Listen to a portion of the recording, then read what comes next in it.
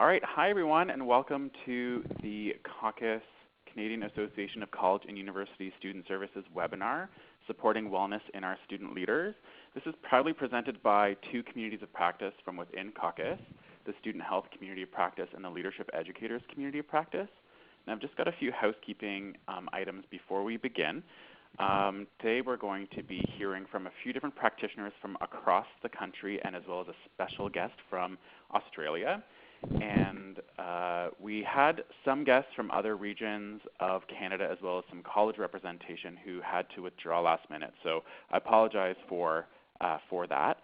All of our speakers currently, all of your voices are currently muted. And so we're just going to be asking if you have any questions or any technical issues to please use the chat function.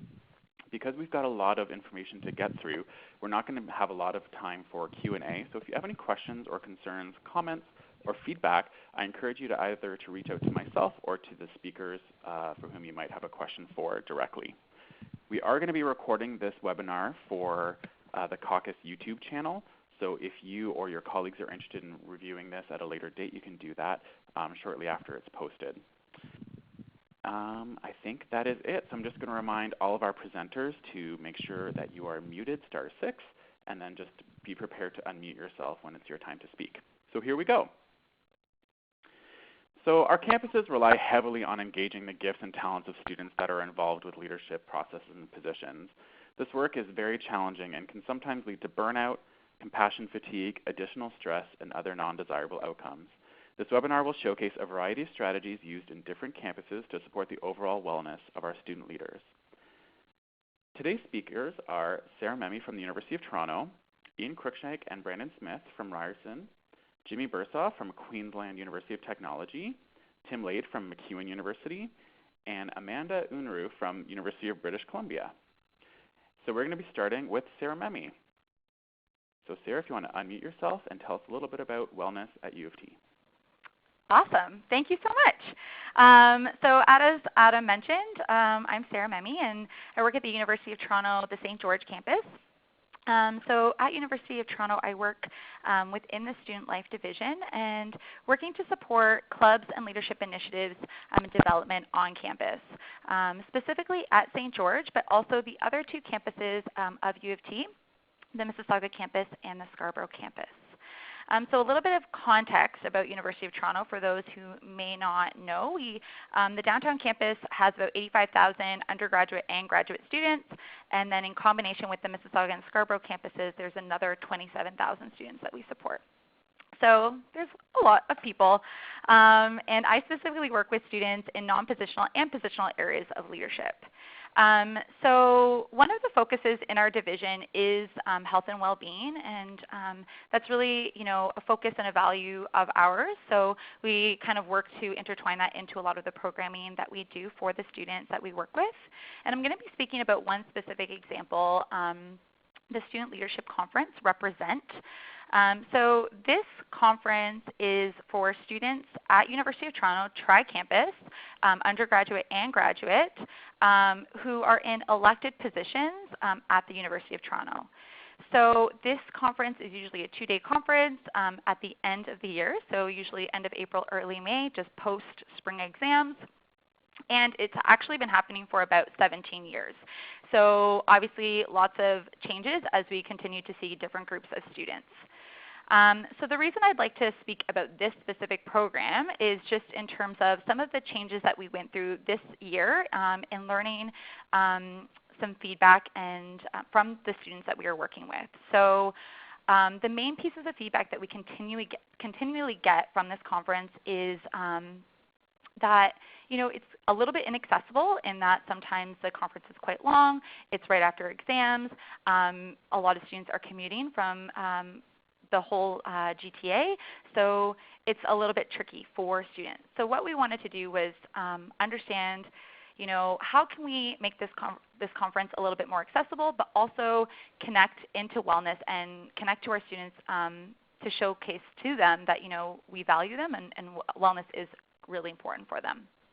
Oh, thank you so much for switching the slide, Adam.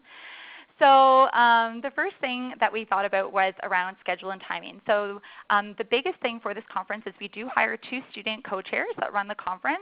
And they were so wonderful and provided some consultations or did consultations with the student leaders who attend this conference. So they would go to meetings with them to really engage and hear about what are their hopes, wants, needs for this conference, and how can we make this conference more accessible for them. So we engaged with those groups that were attending the conference along with Tri-Campus. And again, the main factor why students were not attending or were checking out of the conference, maybe would attend a couple hours and then leave, were because of the long days, the early morning, transportation issues, et cetera, et cetera.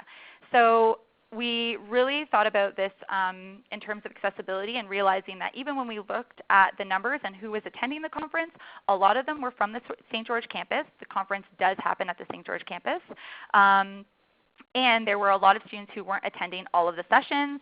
So we started to investigate that. The biggest thing was having later start times. So Saturday, we had a Saturday-Sunday conference and started later, so 10 a.m., 11 a.m., and then ended earlier. So the first day we ended at 5 p.m. with an optional dinner, and then the second day around 3 p.m. The second bit about that was transportation, understanding where our students were coming from, and accessibility in terms of those times didn't work for people who were taking transportation or the TTC. So having those later start times and earlier end times was easier for them to transport themselves back home, and also offering tokens for the transit and offering those tokens where those students were. So instead of them having to come to us, we had the tokens at the Scarborough campus, at the Mississauga campus, etc. The next big thing was around, I'm trying to switch, there we go, was around breaks and food. So a lot of the students were saying, it's just go, go, go. You're trying to fit in so many things. And we realized that. We had to look at the schedule and was like, yeah, we are really trying to fit in all the things. But maybe we don't need all the things here. We can maybe spread that out. We only see these students at this conference 2 days out of the whole year. Why can't we have, a day conference maybe in the fall? To provide some additional information and not try and cram everything in at once when students then might not be engaging. So the biggest thing was offering more breaks throughout the day, and then the biggest thing too was offering healthy food options and water, etc. for those students, especially dietary requirements. And those folks who are listening in who have dietary requirements may understand this as well. Just noticing that, we wanted to provide students with sustainable options and making sure that they felt good throughout the day, as well as incorporating some of our sessions with food. So for example, we always have an alumni panel. Well, why not have the dinner and alumni networking together? And that was really great, noticing that people do connect over food and did find connection there. So that was really great to hear. The next thing that we really did with this conference was encouraged students to take breaks for themselves, take a minute when they need to step away from the programming, and we actually introduced these things called activities. Okay. So some of these things were Get Crafty, so offering craft sessions, a healthy habit session, a yoga for every body, and then active body, active mind. So these sessions were various in terms of just, I guess, like encouraging students to obviously try something new, but also there are various types of activities so that different folks might feel comfortable with what they're engaging it with instead of just offering something physical or offering something passive, something, I guess, for everyone. It was really great to see in the evaluation, and those folks who completed the evaluation, 100% of those folks did go to one of these sessions and did have some really great comments in terms of keeping these on. And it was also nice because I think a lot of the students were feeling that they were cared about and that their wellness was cared about within this conference. The nice thing too with these sessions is we didn't provide external facilitators for the activities. We provided folks who actually are working or connected to the U of T community in some way, and that's Tri-Campus as well. And it's been really interesting to see those students engage with those folks to say, hey, can you come in for our orientation because we loved that session on Get Crafty or whatever that was. So there was really great positive feedback from those. And lastly, just now what? How did these students respond to the changes at the Student Leadership Conference represent? So it was really great to see in our evaluation and further consultation with students that there was a lot of great feedback for this conference and that there's more that we can continue to do. So really thinking about, is the 2-day conference the best way to do this? Are there variations that we can do?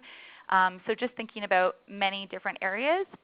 I think the nice thing too is that a lot of the students, again, felt like thank you for caring about our wellness, and with a lot of these student leaders being very independent and autonomous and not necessarily connecting with us within clubs and leadership development, they felt as though, oh, I know someone at U of T that cares about me and is supportive of me and my well-being.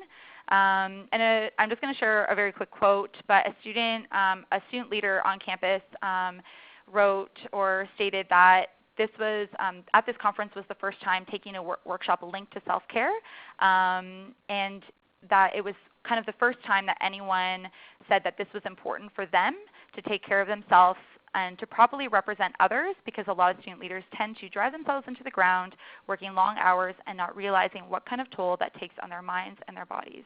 So just hearing all of this was really positive for us, and we're going to continue to do kind of different changes within all of our programming to really ensure that we don't need to be everything to everyone, but we can pare it down and really ensure that students are getting something from what they're doing. And that's all from me.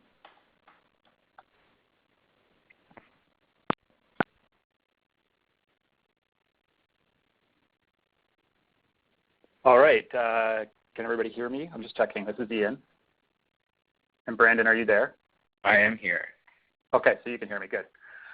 Okay, so we're going to talk about student staff wellness, in particular our Wellness One, or a Wellness One program that we've been conducting in residence with our resident student leaders for, I guess, a year and a half. So starting at January 2014, that would make it, I think, January 2015, I guess.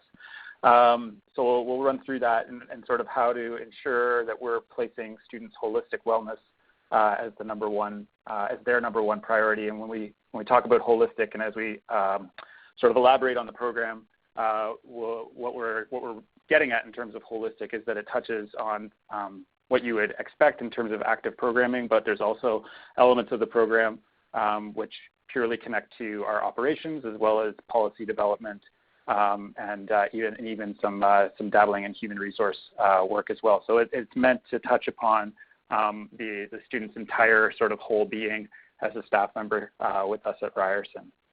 So I'm just trying to adjust the slides here. Brandon, you're on it. Yes. Okay, so I'm Ian Cruikshank, Director of Housing and Residence Life, and I'll let Brandon sort of intro himself. Yes, so my name is Brandon Smith. In my role, I manage the full-time professional staff who manage all of our live-in student leaders in residence. So my role is looking after the whole residence life side of our operation. And to give you some context, Ryerson is located in the heart of downtown Toronto, and we have only 856 students currently living in residence, which will increase by 2,000 beds over the next 3 or 4 years as we continue to build 2 new buildings. So we wanted to create a program that, again, was sustainable not only for our current staff accompaniment, but for our growth that we'll see. And again, why wellness? So wellness is something that we're always thinking about, and we're always talking about it. But there were specific situations that took place when Ian came on board as our director in September 2014, which in that academic year really emphasized the need for us to have a formalized wellness program. And that began with one-on-one chats with Ian. So Ian met with all of our student leaders who work and live in residence, and also our resident service desk agents.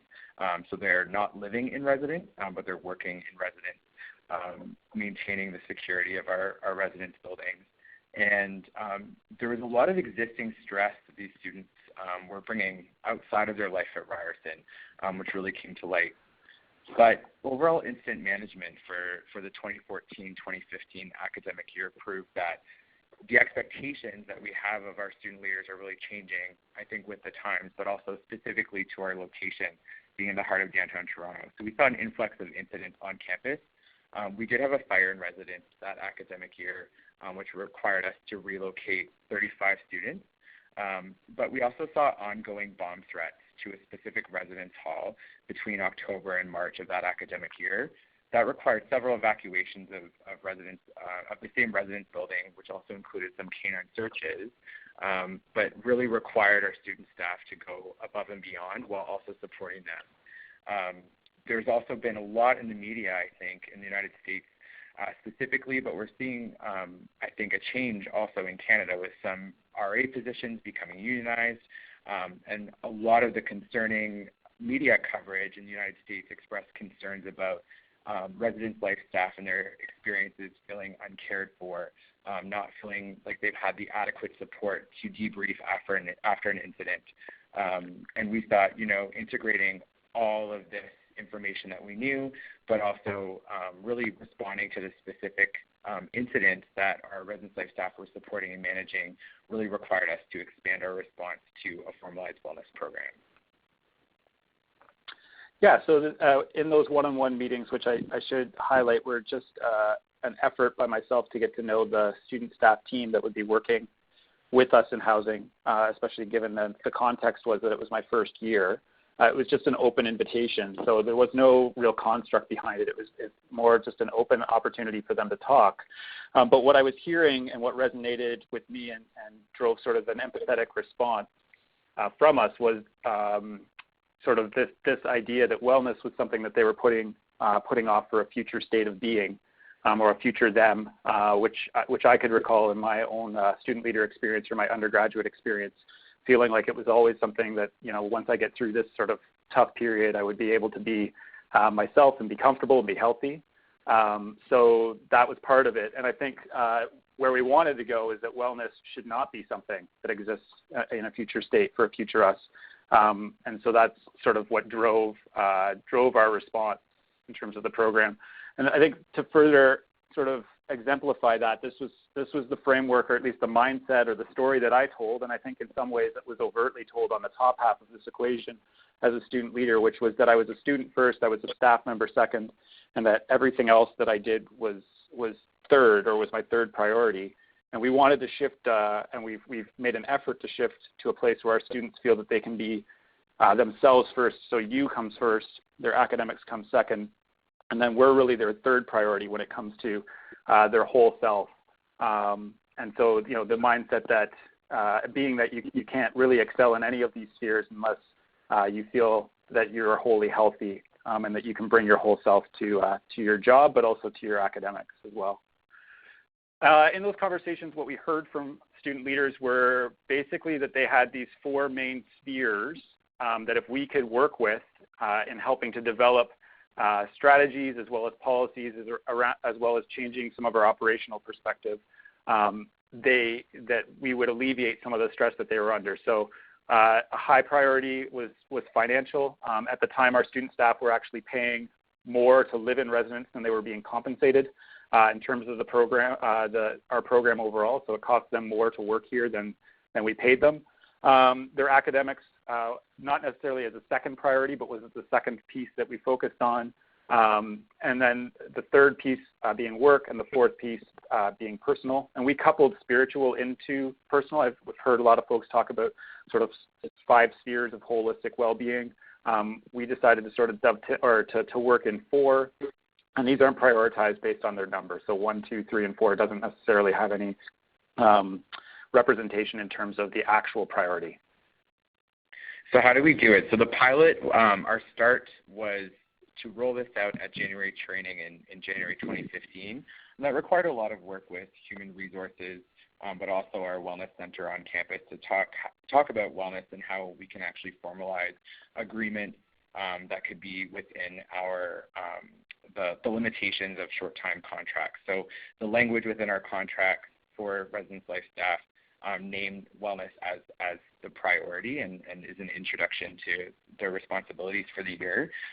But then we also, in January training, started to talk to our residence life team to really check in and understand their perceptions of what supports were available to them, but to also identify wellness as a priority.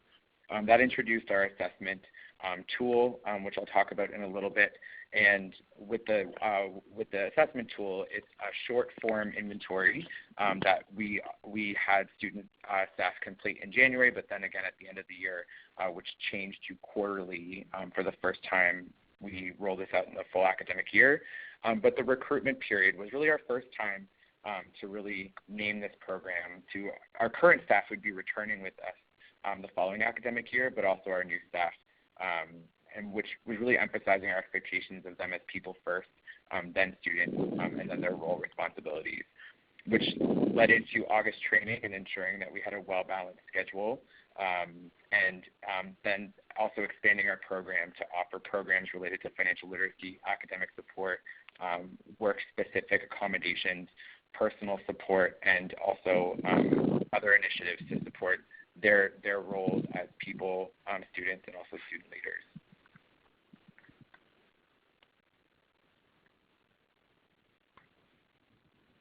And in terms of assessment methods, the tool itself is the mental health continuum short form. That's a 14-question inventory by Kai. If you're interested in using the tool, please contact Ian or I directly, and we could send that along to you. But also ongoing conversations with their supervisors through one-on-one conversations, ensuring that wellness is also a main topic at staff meetings, but also check-ins with focus groups and the team leads within the Residence Life team as well.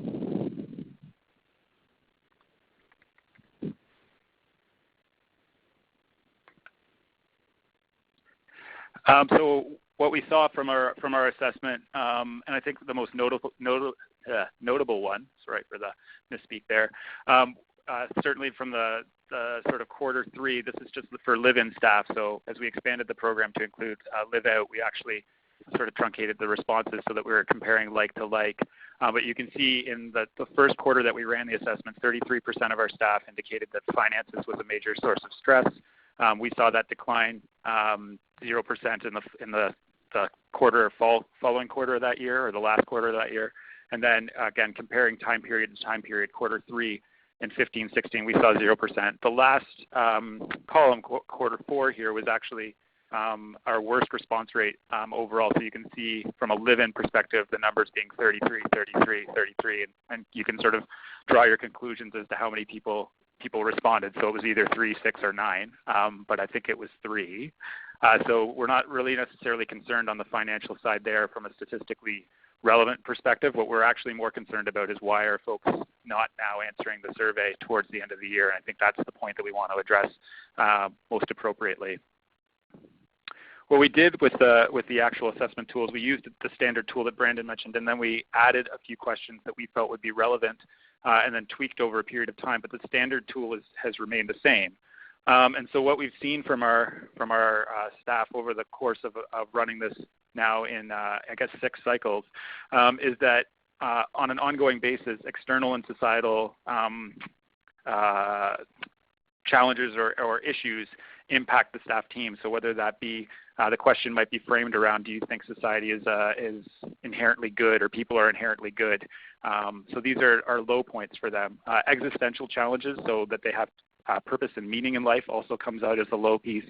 And then sort of critical, and what I think we could expect from a student staff member would be the notion of balancing multiple responsibilities and how challenging that can be, and that's been low across the board. I guess the other thing to note is that in 15-16, our quarter 2 had the lowest mean scores across the board, period. And so we had to look at that and say, so what happened in sort of November of last year that might have influenced or impacted the student staff? Is there a way, is that something that's systemic, that is ongoing, that happens every year, that's cyclical, or is it something, was there some sort of anomaly that happened? And if it's cyclical, obviously we should address the cyclical. If it's an anomaly, we should sort of reflect and debrief on what we might be able to do better in a similar situation moving forward. The high trends sort of, and what we've seen is means in the following areas. So community and relationships continue to be sort of the main reason, or the main space of reward for our student staff members. They have a high interest in life, and certainly a lot of enjoyment comes from the role. And then the decline in financial stress, which is we hope, and what we have sort of extrapolated is a direct result of making changes and ensuring that every staff member is compensated at least the amount that they pay back, with a little bit of cushion on top of that, so that nobody's actually paying to work in housing at Ryerson. And you can see here the differences between staff groups, but the only thing I'll emphasize this time is that when you're creating a program that's intentional for student leaders, it's important to consider the different responsibilities each specific position will have. We tried to create equal opportunities for all student leaders, but with each of them having quite different responsibilities, whether you're a resident advisor or you're supporting the front desk operation or you're supporting academic success in residence, you're going to have different stresses and different needs. So that's the shift we're making and taking a more equitable response to our student leader position.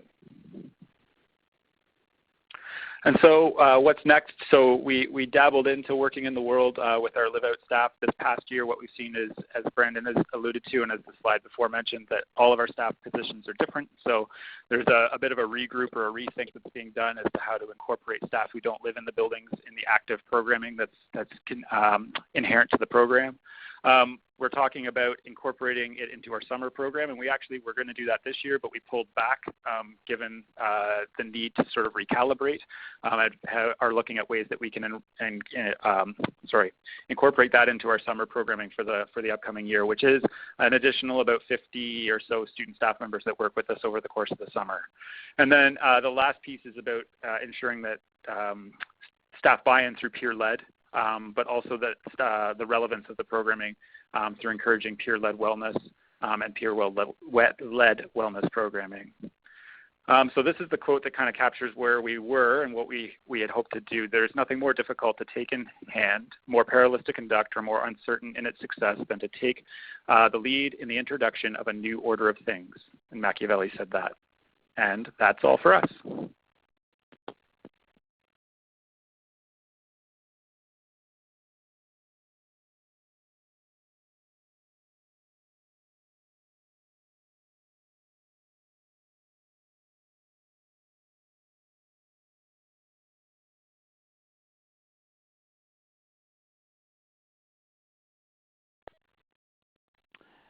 Jimmy, are you on the phone? I think you need to unmute yourself with a *7 so that we can all hear you.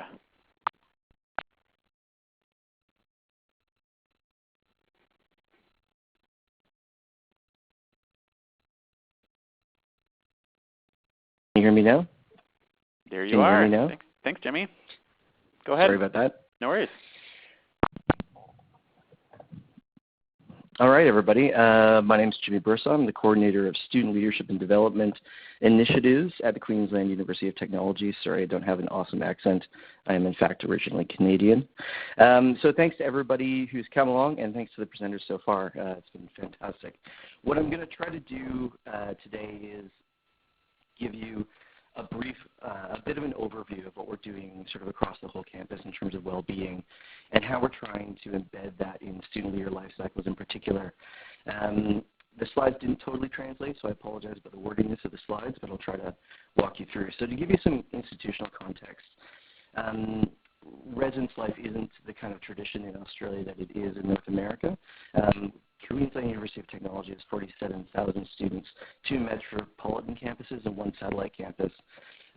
There are no residence halls at our university, so everybody is a commuter. There are a couple of unofficial residences in the city that people live in, but it's a very small percentage of the population.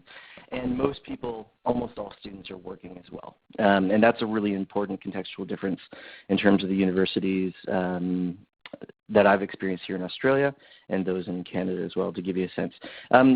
So who are we working with? Who are we talking about here? We have kind of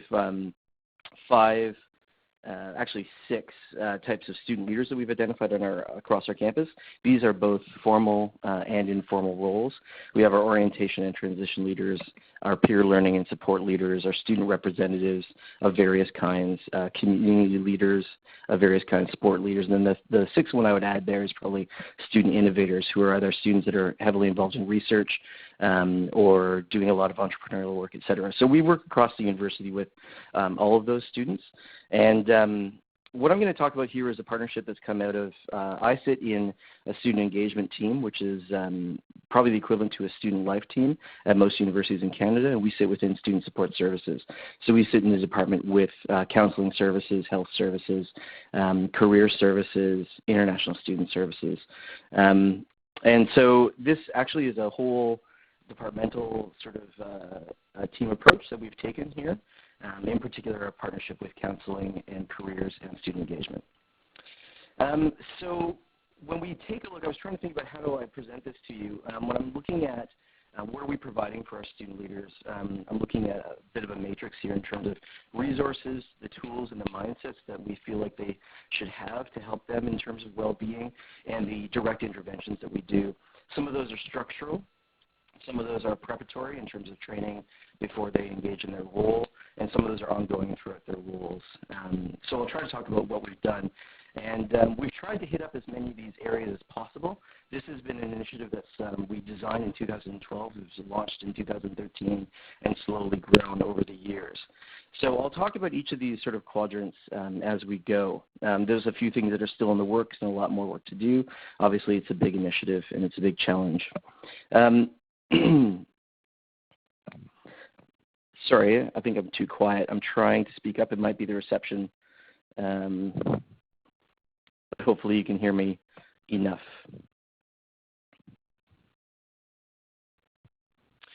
So what I should start with is explaining how in 2013 we managed to convince the university, in particular some of the other departments in the team, that we wanted to get some of the services being proactive as opposed to just reactive. So outreach for counseling, outreach for health and well-being, and et cetera. So we've been trying to do that, and we actually managed to convince the university to help fund 3 positions, which eventually came down to sort of 2. It fluctuates 2 to 3 depending on the year. Those positions are situated in different parts of the department, so careers and counseling services, but they work as well as student engagement, but we work together as a team. So we have one positive psychologist, so a lot of the work that we're doing is actually based on positive psychology movement as well as performance psychology. So we have one positive psychology that works in the career services space. We have, I say, a half performance psychologist who works in counseling, and that's because they're a half-time, sort of 3 days a week per staff member. And we have another 3-day a week who's both a positive psychologist and a performance psychologist who works in student engagement. And, pardon me, the 4 of us, myself and those 3 together, sort of designed, and when we first brought those staff in, it was my job to help them start to develop the well-being program they wanted to launch, and we thought the best place to do that is to work with our student leaders to start so that they could start to prototype the work that they wanted to do. We have at least one of those staff involved in all of our major training or intensive immersion activities. So when we go on a camp, there's at least one of them involved. When we do our beginning of the year training, there's one of them involved. And they're not just there to be a support, but they're there in the design. So we are designing these programs with well-being in mind and with well-being immersed throughout what we're doing. So in terms of tools, mindset, and interventions, we have a very large program that goes on throughout the year called the Leadership Development Innovation Program. It's a series of workshops. There's about 120 different workshops. We do about 200 a year that are happening all the time. And that's one of the sort of things that we've provided for formal and informal leaders to always get more PD, and a lot of programs, whether they're peer mentoring programs or other types of support programs, are often feeding students into those programs, identifying what in the curriculum they'd like them to hit up. Sometimes we deliver specific things for groups. Sometimes they tap into what's already on offer. We have an annual student conference. It's newer and not quite as big as the University of Toronto's, but very similar feel. And we have some annual retreats that happen as well, some for all student leaders who want to come. There's limited numbers, of course. And we have a couple that are for specific student leader groups that we do also. So in terms of some of the preparatory components, all of our student affairs professionals who are involved in any of these student leadership formal positions are offered mental health first aid training. To start with, we also offer that for all of our senior student leaders as well. We've also built an online referral module, both for the student leaders to use, but also for them to help students find their way. One of the things we noticed is that a lot of student leaders carry a lot of the burden of their students' well-being, and so we've intentionally started training them in their core training around at what point do you need to get somebody into someone else's hands. And so this online referral module that we've built has really helped them to do that. So they can sort of go in, do a bit of an assessment on the student's needs and figure out where they can track them to and who they can contact, and there's links, and it's all done online, and you can directly email people from that system, et cetera. So those are a couple of things that we do. And again, this is broad, so I can't get into all the specifics of all the different programs, but these are some of the core pieces. In terms of tools and mindset work, emotional intelligence and signature strengths, which is, again, based on the positive psychology work, are core competencies for all of our student leaders. So when we have student leader training, goes across, at the moment, all of our peer programs, which we would call our sort of peer tutoring or peer academic support programs, as well as many of our clubs, and especially a lot of all of our campus life type programs are getting those types of training. We also have growth mindset in an annual training that happens in the middle of the year as PD. In terms of interventions, we have some of the groups. Our Big Campus Life program has a post-selection camp where we go away to a beautiful, beautiful tropical location because it's Australia. We can do that for camp. We also have just recently moved to an integrated training day for all student leaders, which is a really big deal for a campus like this, and it's something that has not been in the culture previously, and that's been great for the mindset of students in general. So ongoing components that we have to support student well-being. Obviously, I mentioned before the leadership programming, professional development. We're also currently building more online modules for students to take part in. We're working on one that's specifically around self-care and self-assessment. In the leadership program, we have quite a lot. We have a whole strand called self-leadership, and that strand is all based on positive psychology. So there's a lot of PD available to students, to all student leaders, all the time. These things, we have at least 2 or 3 running every single week of the semester that they're somehow related to well-being, whether that's goal setting, whether that's emotional intelligence pieces, whether it's handling stress, whatever it happens to be. So students are tapping into that program frequently. As I mentioned before, we do some mindfulness work in our midterm professional development. We also talk about the concept of flow in our advanced midterm professional development. And that's really helpful for students in their academic work and understanding how do they get themselves into a spot of flow where they're just working very mindfully on something. It's that sort of concept when you are working on something, all of a sudden time flies by because you're so engaged in what you're doing. We help train students to do that, which they find really helps in their academic work. We're also building a self-leadership PD menu based on the LDI work that we're doing, but also a menu for students to be able to, different student leadership programs to sort of select and say, well, at what time of year do you need what types of skill and supports, and helping them to sort of build a PDP for themselves, a professional development plan, and a well-being plan for themselves. There's a couple other interventions that I want to talk about before I wrap up here. We've just started a student leader symposium. It's actually happening at the end of this month where student leaders are getting together. It's effectively a student leadership conference, but it's entirely student leaders helping student leaders deal with issues that are faced by student leaders. And that's a really new dialogue at our university, and we're really excited. And this year it's the first time it's completely being run by the students.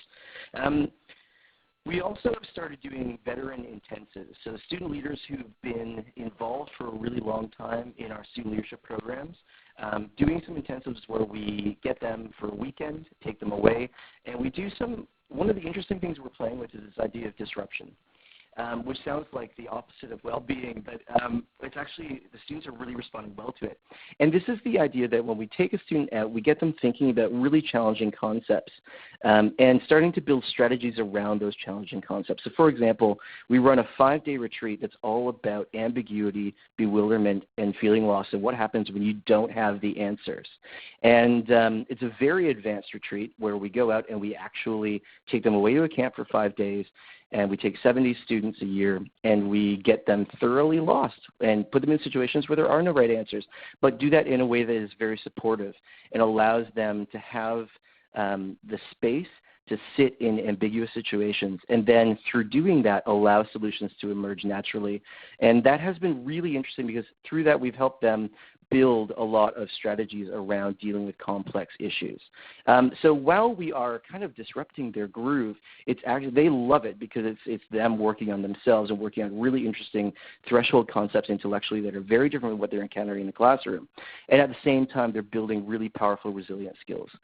So that's one of the things that we've been really excited about. And one of the other things that we're experimenting now with is this idea of extraction. So it actually came out of a conversation with education department when we were looking at supporting student leaders who are also in a lot of placements and practicums. And we're talking about the need sometimes when they're immersed in long pracs to just be extracted and pulled out of their life for a minute. And so we've looked at what are a couple of those really deep dive student leadership positions. While we don't have residence advisors, that type of position would be perfect for this. But we're looking at a couple of the other ones that we do where students are really living a lifestyle that is their role.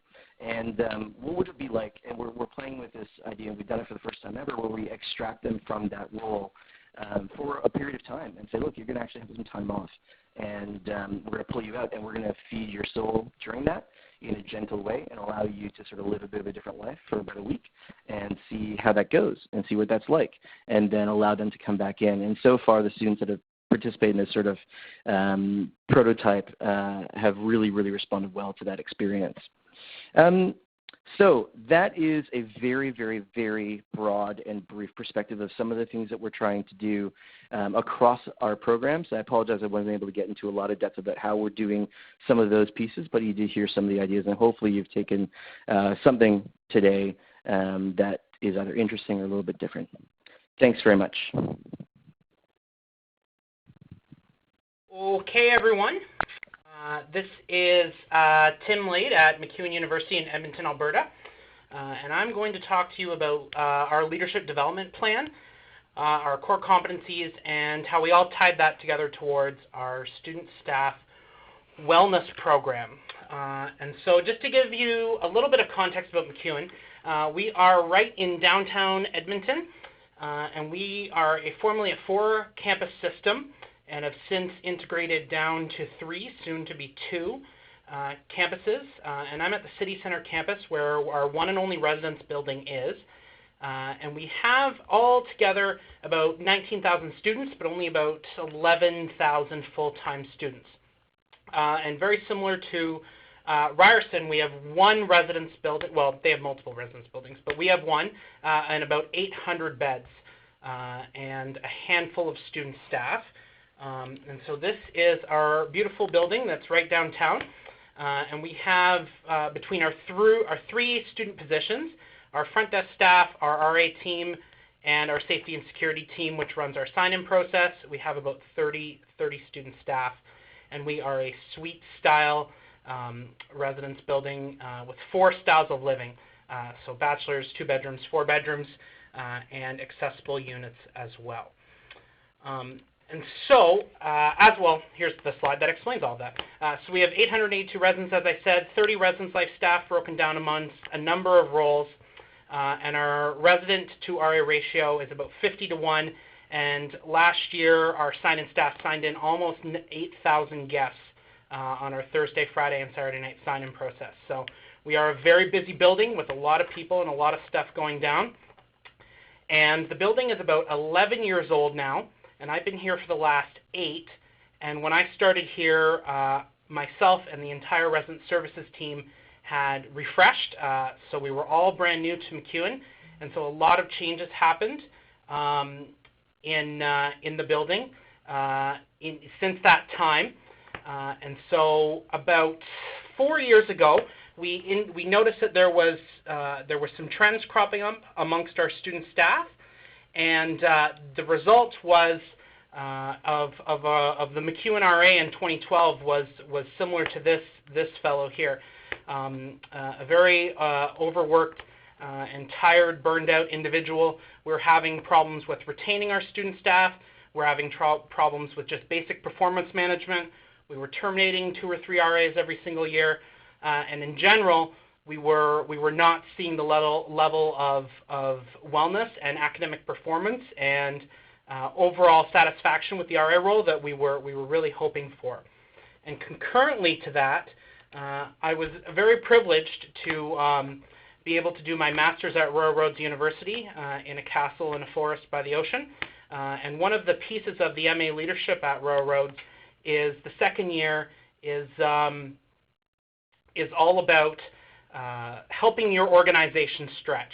And so the focus of my research, given the condition of the RA team at the time, was to really reevaluate how our RAs were doing their job, how successful they were being, and how we could help them be more successful and be more well in the role. And so that was the focus of my research, and the outcomes of that through a couple different methods. Data confirmed that the RAs, they felt very overworked, they were burnt out, they were stressed about their experience, and it provided the story to why our RA retention was so dismal and why our RAs were struggling academically. So with some one-on-one consultation, it further deepened that story that we were looking for and what was going on exactly within our staff team and why that wellness piece was missing. And so we drafted a series of recommendations, and it resulted in 2 sort of tools. The first was a series of core competencies, and that piece was started by a former colleague and myself here that was inspired by a program that Laurier University used to have, and we further deepened it into a core competency model, so 7 core competencies for our new staff and 7 core competencies for our returning staff. And then along with my former colleague, Nikki Renault, who is the resident student conduct coordinator at Queen's now, we developed a tool called our leadership development plan. And the outcome with between our core competencies and this very structured document resulted in some pretty fabulous stuff. And so the core competencies, as I said, are broken down across 14 different competencies, 7 for our new staff and 7 for our returning staff. There's a series of sub-competencies under each one, and we integrated this piece throughout the entire life cycle of our student staff. So right from the initial interview all the way to their exit interview at the end of their 8-month contract, these core competencies are the foundation for everything we do with our student staff now.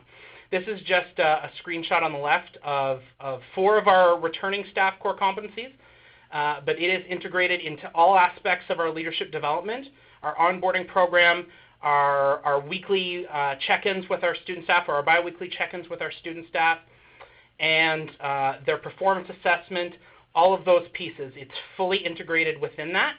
And then it really lays the foundation for our leadership development plan. This is a really structured tool, and it starts, as I said, right from onboarding, and then as the RA or the student staff member proceeds through the process, through their agreement, their employment agreement, they complete a number of pieces. So there's an initial assessment, and they also complete a competency assessment based on where they think they fall within our 14 assessments. Then a number of goals are established as well, and it includes pieces that they want to focus on in the immediate future, for the semester, and for the whole academic year. And then as we meet with our staff biweekly, we continue to check in on those goals. All of these tools are built into our eResLife housing management system, and so it's a very structured piece where there is intentional touch points throughout the 8-month period of their contract. We then do a soft performance evaluation in early November, and we touch on some areas that may need some work, and we continue to refocus that towards their goals that they have set for themselves. And this structure has not only created some incredible, or helped facilitate some incredible student leaders, but it also has significantly improved our retention of our student staff, and it really has laid the foundation for what does it mean to be an exceptional student leader that is also well, who is able to focus on the pieces of their role that they want to focus on, the pieces of their academic success that they want to focus on, and it has made for some better students and some better student leaders for sure.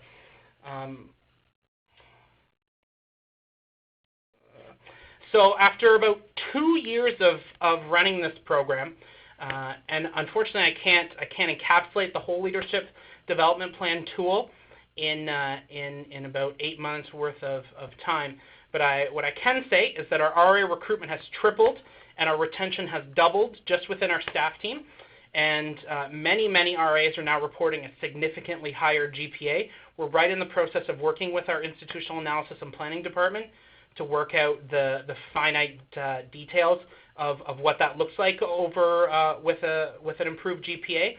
And our residence community has also strengthened with reduced damages and conduct, and no resident was removed for conduct in 2015-2016 from the residents, and our overall retention has improved year over year as well, just of our residence community. So going forward, we're continuing to assess the effectiveness of our leadership development plan through one-on-one conversations, focus groups, and reflection. We're trimming or enhancing the architecture of the program as we need to.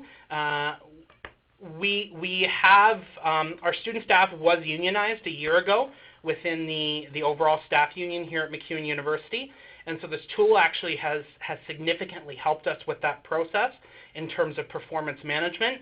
Having a student staff member fall under a collective agreement has been an interesting experience, and it has caused us to be far more focused and far more detailed in how we approach performance management of our student staff. So this tool has just naturally paired really well with that transition. And we're continuing to weave the core competencies throughout our recruitment and onboarding practice. It's my goal by the time I finally leave MacEwan is to have that integrated within our residence life program, specifically on the staff side of things, 100%. So we're working towards that. There's still some areas for improvement there, though. And we're obviously placing more and more focus on coaching and developing student leaders through deliberative and structured regular interactions.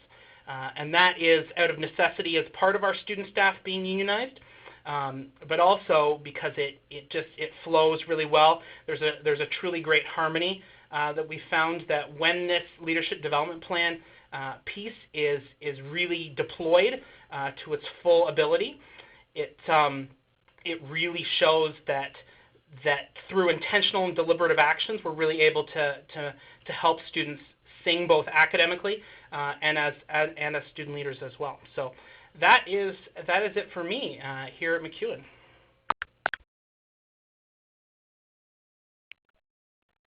Hi, I hope everybody can hear me. This is Amanda Unruh, and I'm going to be presenting on behalf of the University of British Columbia, the Vancouver campus. If you can't hear me, feel free to message or let me know if I'm not speaking loud enough. So I'm going to speak very briefly about building wellness capacity within student leadership. I'm currently the Wellness Programs Coordinator of UBC's Student Health Services. And so I work in a health promotion, health education context here at UBC, and I also run the UBC Wellness Center and a team of peers called the Wellness Peers, who are equivalent to peer health educators at other institutions. So today I want to focus on two of the trainings that we offer as part of our health promotion work, one called Wellness and Leadership and one called the Green Folder. And really a lot of what our work has been in health promotion at UBC is focusing on the peer health educators or the wellness peers are not the only ones who are responsible for wellness education, and that all the student leaders on campus are allies and collaborators in this role, trying to make the UBC campus a more well culture. So the Wellness Center offers a few different areas, and specifically today I'm going to focus on our presentations and workshops. So our staff, the reason we're able to do so many presentations in collaboration with other groups on campus is because we have 2 full-time wellness staff, 4 part-time student staff, and up to 30 wellness peer volunteers So last year we were able to do 21 peer-led workshops and 17 staff-led. And already this year we've had 20 requests for workshops on wellness and leadership integrated into a variety of leadership opportunities on campus. We can also customize specific workshops, but we have a bit of a menu that we go through, so I'll briefly chat about that. Some of our collaborators are student associations, student unions. The Wellness Peers are the leadership group that I oversee, and they get much more specific training, whereas a lot of these student associations and unions are more looking at, we're looking at a more general sense of wellness and a better understanding of what well-being is for them. And some of our absolutely key partnerships are the trainings that we do with graduate and postdoctoral studies, our First Nations House of Learning, Human Resources, and our Center for Student Involvement and Careers that does most of the leadership programming for the campus.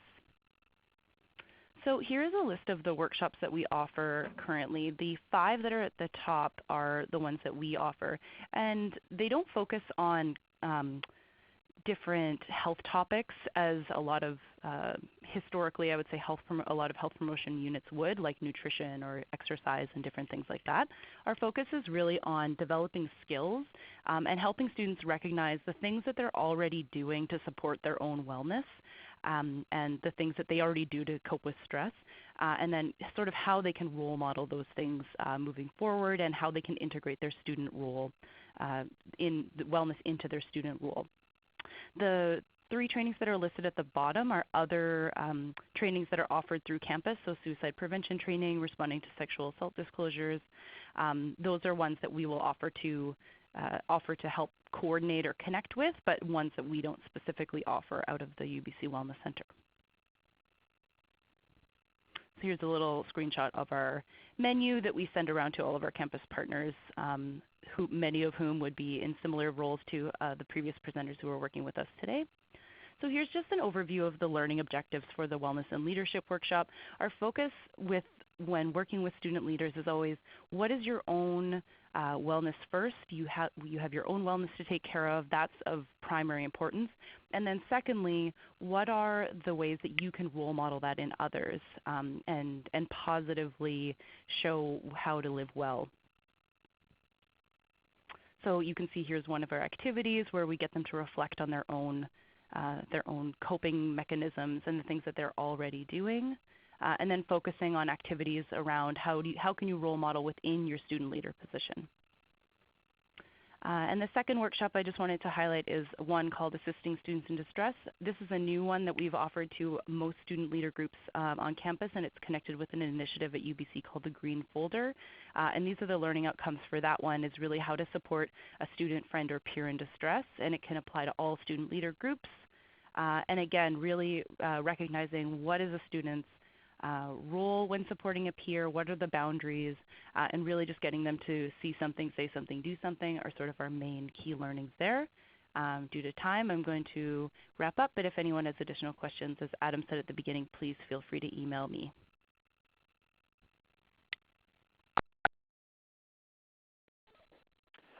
Great. Thank you so much, Amanda. And thank you to all of our presenters for sharing the different ways that you're approaching the support of student wellness amongst our student leaders on our various campuses. I definitely learned a lot, and I'm so grateful that you took the time and energy to put your slides together and share with us about your programs. So just a few parting thoughts as we wrap up, just some reflection questions as you're leaving the webinar and moving on with your day. What ways are you sending explicit messaging to your student leaders that you care about their wellness? So I think some of us may run programs or interventions, but how do we name this explicitly and share with folks in a really obvious way that we care and are deliberate about supporting the student wellness of our student leaders? And the second question is, what programs, policies, and processes could be implemented or enhanced to increase support for the wellness of your student leaders? So hopefully we heard a lot of really great ideas from our presenters today, and as you move forward in your work on your campuses, these reflection questions may help your future practice. So thank you so much for joining us today. Once again, this was from the Canadian Association of College and University Student Services, co-sponsored by the Student Health Community of Practice and the Leadership Educators Community of Practice. If you'd like to get in touch with us, please contact us at health@caucus.ca or LECOP or LACOP@caucus.ca. Thank you very much, and have a great day.